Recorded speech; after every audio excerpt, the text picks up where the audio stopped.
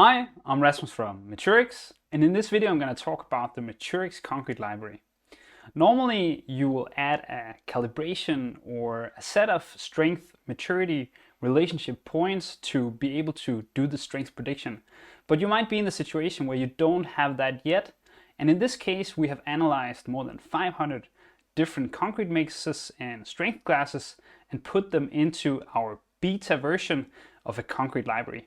And you can use this to get started and always change the mix design that you have, or the calibration that you have used on a report later. Of course, we always advise that you use the specific calibrated mix design and the calibration curve for your specific concrete mix. But if you're just looking to get started and get some data into the system, you can use this feature. And I'm going to show you how. So I'm currently on the concrete database here in the menu, and over here you see the Maturix Concrete Library.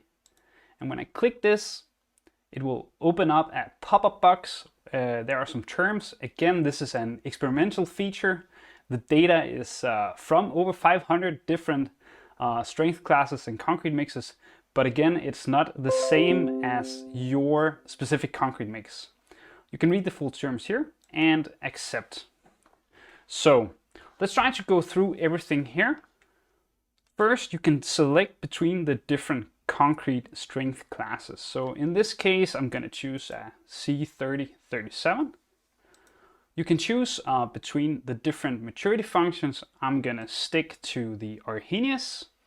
And as you can see, then I have a calibration curve here, where on one axis I have the strength, and on the other I have the maturity.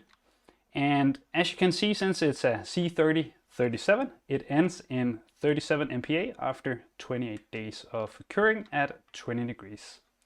So you might also see this gray area here, and that is because by analyzing different types of strength classes and concrete mixes within the same strength class, you can see that some are more aggressive than others. Some have a slower strength development, some have a quicker strength development, all depending on the content of that specific mix design. So again, if you're just looking to get started, you know that you'll be using a C3037 for your project, but you don't have the calibration yet, you can simply start by using this to get some data in and then later on change it.